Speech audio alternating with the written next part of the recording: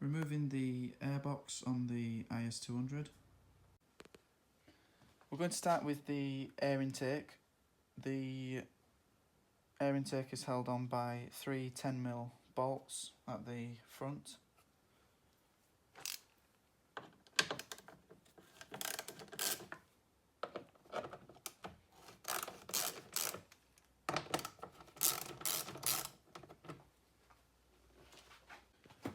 There won't normally be any fixings at the other side, but this has required some self-tapping screws to be fitted.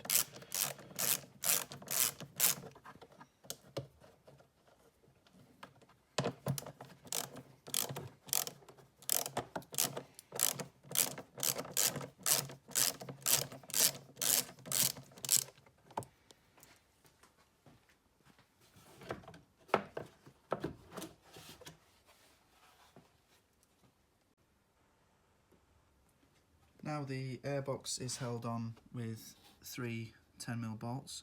There are two on the right hand side and one on the left hand side.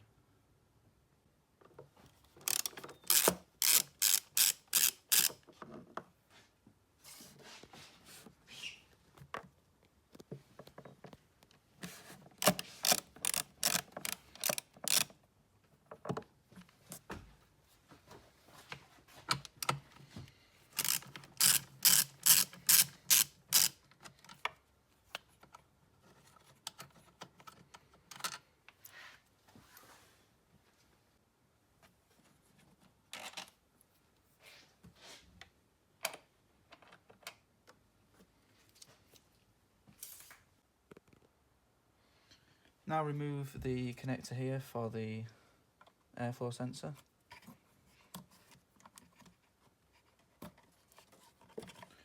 And at the back, remove the accelerator cable from the guides.